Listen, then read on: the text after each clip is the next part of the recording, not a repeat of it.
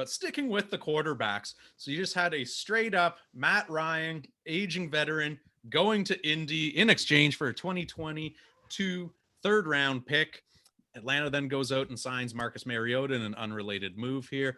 If we're looking at it from Indy's perspective, shipping off Carson Wentz, which we'll get to in a minute there, and replacing him with Matt Ryan, is that a significant upgrade in your mind? Is that kind of treading water? Like, where do you see Matt Ryan coming in? Because we saw something similar happen with Phillip Rivers coming in at the tail end of his career, got him to the playoffs, but couldn't really take him on that deep run. What do you see about Matt Ryan's future in Indianapolis?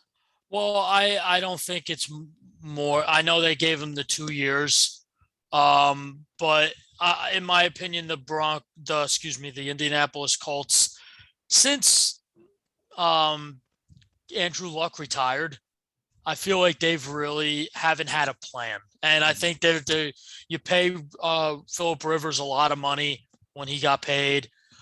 They go out and get Matt Ryan. They needed a guy, I think personally for them, it was going to be Jimmy Garoppolo. I think that would have been a interesting fit, but Matt Ryan getting traded, he just wanted out. And you know what? He was disappointed because of what the Falcons did with the Deshaun Watson situation. But going there, I truthfully believe that he can help them. He's at the tail end of his career. We've seen him. He can still throw the ball. It's not as effective as we've seen it before.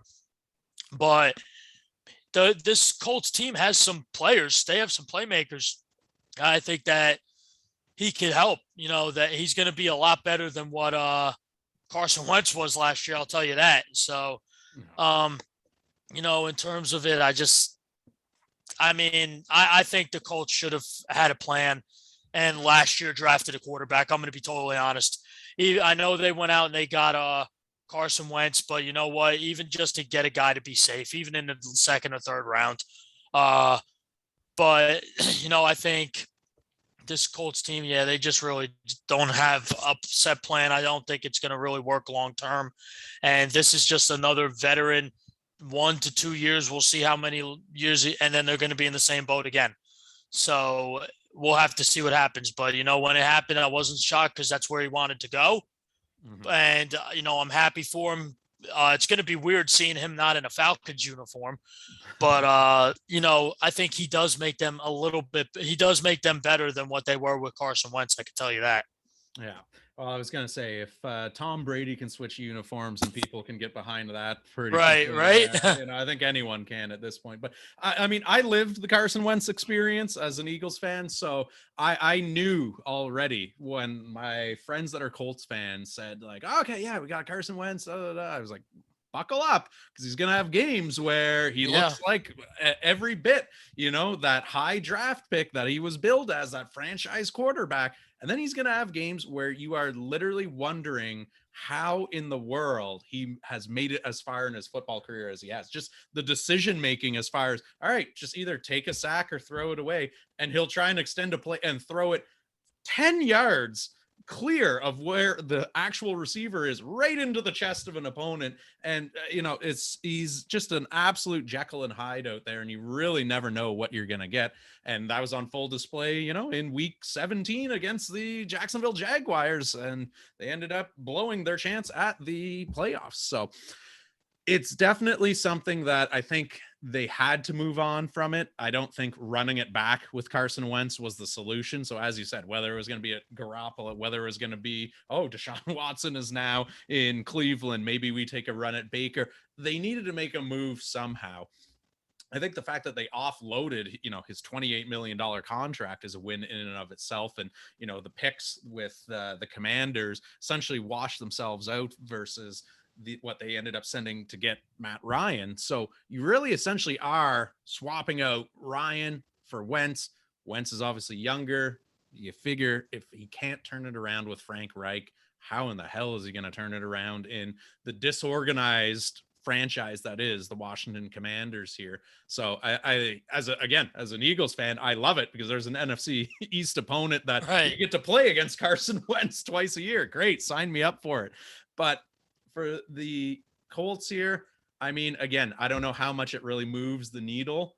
I'll give him a B minus here just because I think it's a slight upgrade over Wentz, but they're just kicking the can slightly down the road because Right. he's at the tail end of his career. Maybe you get a season or two out of him, but then you're going to be right back to this problem of, all right, we've got championship aspirations, but we don't have that franchise quarterback that can get us there.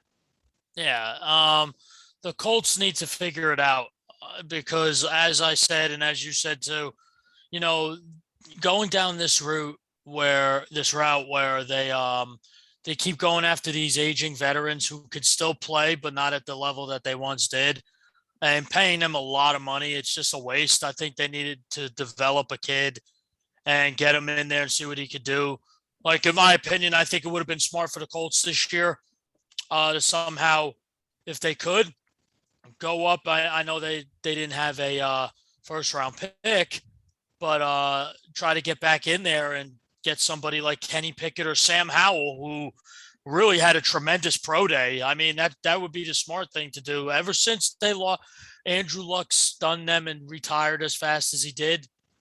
They haven't had a plan. They've just been going into this blindly.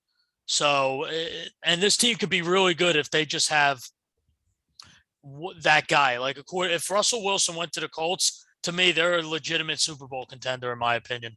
Yeah. No, they've definitely got aspects to their franchise there that you love, right? They've got a fairly solid defense. They've got some young weapons on the offensive side. Again, Matt Ryan kind of just seems like that guy who can go out there and maybe win you 9 or 10 games, but is Matt Ryan going to get them 12 or 13 wins? Like, I don't see it even in, a fairly weak AFC South there. So I don't know how much of a long-term impact it'll have, but again, Atlanta on the flip side of the coin here, they're a team who I think kind of panicked once Tom Brady said he was unretiring there, right? Because you look at that NFC South, once Brady was out of the picture, suddenly everyone was fleeing the Bucks organization like rats from a sinking ship, right? All the rumors were Godwin's already packing his bags, he's gone, their entire offensive line is gone, Leonard Fournette has got. Now all of a sudden TB12 comes out of retirement and everyone's coming back to Tampa Bay here. So I think they were, dancing with the idea of, hey, this could be our division. At the time, Jameis Winston wasn't re-signed. So it's like, are you afraid of Taysom Hill? Probably not. Are you afraid of what? Kyle Trask, I guess, would have been the incumbent Tampa Bay starter had Brady remained retired there. Not afraid of him. Are you afraid of whatever Carolina trots out in Darnold, or if they bring back Cam Newton or something like that? Probably not. So they probably would have had a roadmap to somehow winning that division. Brady comes out, and I feel like they just went, screw it. Let's just do a tear down here. Let's ship off Matt Ryan, and, let's bring in Marcus Mariota. And the person I feel for the most here is Kyle Pitts, because who does he have around him now? Well, they have nobody. I mean, Calvin Ridley getting suspended for a year for what he did, which I think is it was foolish for what he did, but the punishment he got is not warranted. But of course, again, it's the NFL. But they have no weapons. This receiving core is garbage. And I thought the Patriots' wide receiving core was weak. The Falcons puts that to shame. I really think that something's got to give, man. Kyle Pitts deserves better. Marcus Mariota getting signed as their quarterback. I mean, it's not bad. He's a good stopgap. We'll see what he's got. He brings a different dynamic. Arthur Smith, you remember, he was with the Titans when Mariota was there too. So familiarity there in the offense. So that makes sense. Yeah. Well, there you go. Again, he's got his tight end. He's got his former quarterback. So that's in his wheelhouse. It's all the other pieces that are around them there. But again, this is something where if I'm giving Atlanta a grade on this, I'm giving a big old F, because again, it just looks like it has all the hallmarks of, we panicked when Brady came back. We made a knee-jerk reaction of, all right, we got to now go out and get Deshaun. Didn't pan out. And here's your franchise icon for the past 14 years. And you kind of kicked him to the curb. Like, Matt Ryan deserved better in his sort of farewell, I guess, to Atlanta than what he ultimately ended up receiving there.